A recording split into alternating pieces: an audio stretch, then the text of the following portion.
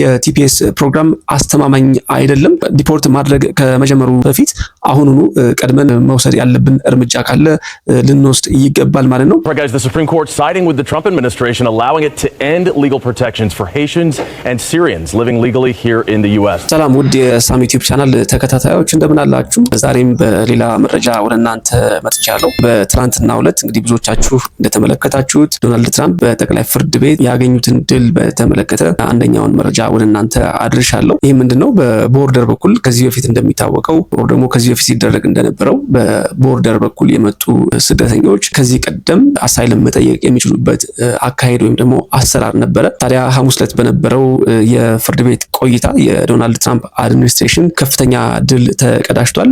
በተደጋጋሚ አቤቱታ ሲጠይቅ ቆይቶ ሐሙስ ዕለት በነበረው የፍርድ ቤት ቆይታ ከዳኞች የተሰጠው ብያኔ እጅግ በርካቶችን ያስደነገጠ እንደነበረ በትላንትናው ፕሮግራሜ ወደ እናንተ አድርሻለሁ።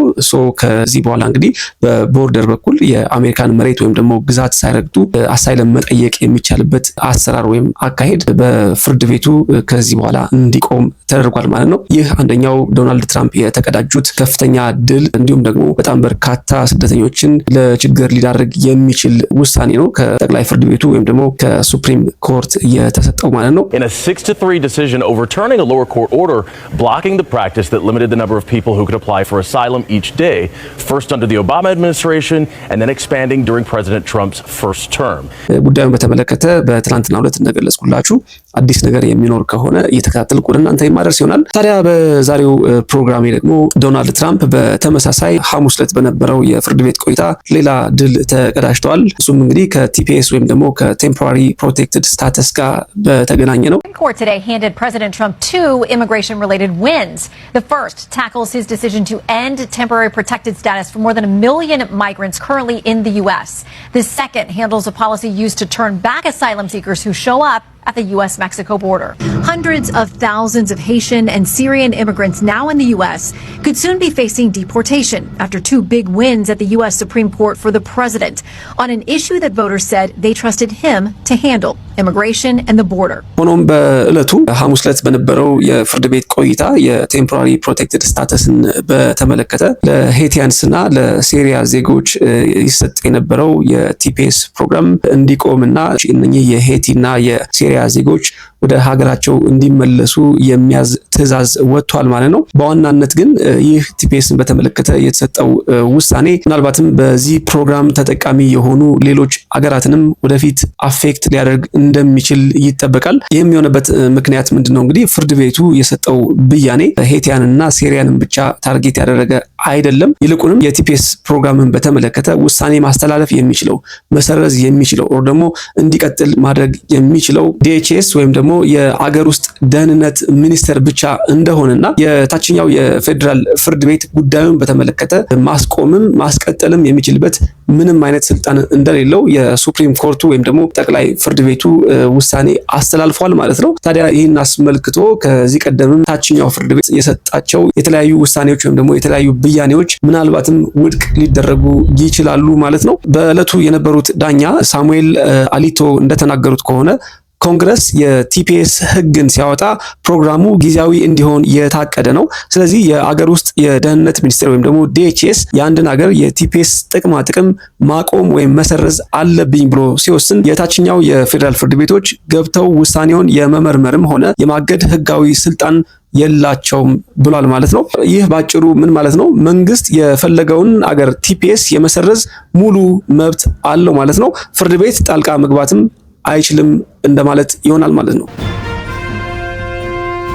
ይህ ውሳኔ እንግዲህ ለዶናልድ ትራምፕ አድሚኒስትሬሽን ለዶናልድ ትራምፕ አስተዳደር ሙሉ ስልጣን የሚሰጠው ይሆናል ማለት ነው። በተለይ ከቲፒኤስ ተጠቃሚ አገራት ጋር በተገናኘ የዶናልድ ትራምፕ አስተዳደር ወደፊት እጅግ በጣም አስደንጋጭ ውሳኔዎችን ሊወስን እንደሚችል አመላካች ነው። ከዚህ ጋር በተገናኘ ኢትዮጵያውያን ከዚህ ቀደም እንደሚታወሰው የቲፒኤስ ተጠቃሚነታቸው ተርሚኔት እንዲደረግ ወይም ደግሞ እንዲቋረጥ ውሳኔ ተላልፎ ነበረ። ታዲያ በወቅቱ የታችኛው ፍርድ ቤት ወይም ደግሞ ሎወር ኮርት ጉዳዩን በተመለከተ በጊዜያዊነት አግደውት ነበረ። ይህም የሆነበት ምክንያት እንግዲህ ከጉዳዩ ጋር በተገናኘ በርካታ ይመለከተናል የሚሉ አካላት ክስ በመመስረታቸው ነበር።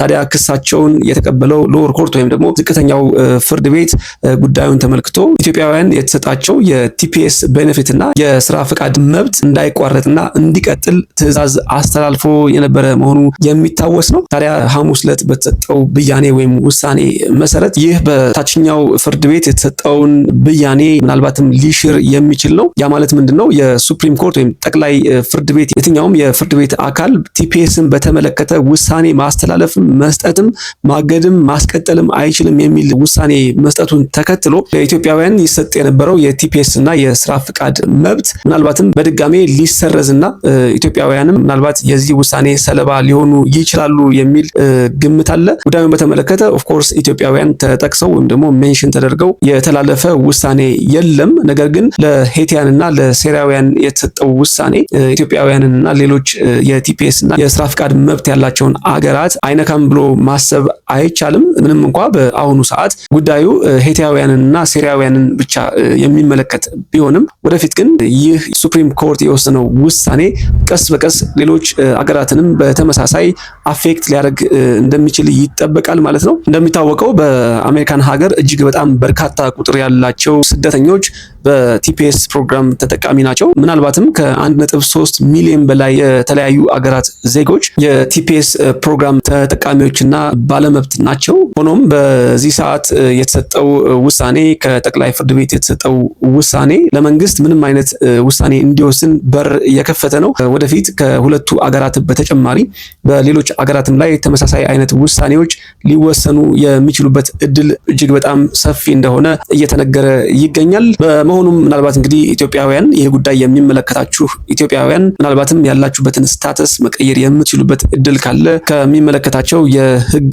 አካላት ጋር መነጋገር አስፈላጊ ሊሆን ይችላል ማለት ነው። እንግዲህ አሁን ያለው የቲፒኤስ ፕሮግራም ለኢትዮጵያውያን የሰጠው የቲፒኤስ ፕሮግራም አስተማማኝ አይደለም። በመሆኑም ምናልባት አስፈላጊውን እርምጃ ካሁኑ ምናልባትም የዶናልድ ትራምፕ አድሚኒስትሬሽን ሌሎች አገራትን ኢትዮጵያንም ጨምሮ የሌሎች አገራት ዜጎችንም ማባረር ከመጀመሩ ወር ደግሞ ዲፖርት ማድረግ ከመጀመሩ በፊት አሁኑኑ ቀድመን መውሰድ ያለብን እርምጃ ካለ ልንወስድ ይገባል ማለት ነው። ጉዳዩን በተመለከተ አዳዲስ መረጃዎች ካሉ ወደ እናንተ የማጋራ ይሆናል። እናንተስ በጉዳዩ ላይ ምን ሐሳብ አስተያየት አላችሁ? በኮሜንት ሴክሽን ልታሳውቁኝ ትችላላችሁ። የዶናልድ ትራምፕ አድሚኒስትሬሽን እንግዲህ ቀደም ብዬ እንደገለጽኩላችሁ ሁለት ዊኖችን ወይም ደግሞ ሁለት የፍርድ ቤት ድሎችን ተቀዳጅቷል ማለት ነው። ይህ እጅግ በጣም የሚያሳዝንና በርካታ ስደተኞችን ለችግር ሊዳርግ የሚችል እንደሚሆን ይጠበቃል። ለዛሬ ያስኩላችሁ መረጃ ይህንን ይመስል ነበር። ቪዲዮውን ላይክ እያደረጋችሁ ለብዙዎቹ እንዲደርስ እናድርግ። አዲስ ሆናችሁ የምትከታተሉ ሰብስክራይብ በማድረግ የቻናሉ ቤተሰብ በመሆን ተመሳሳይና ትኩስ መረጃዎች እንዲደርሷችሁ አድርጉ። ጤና ይስጥልን።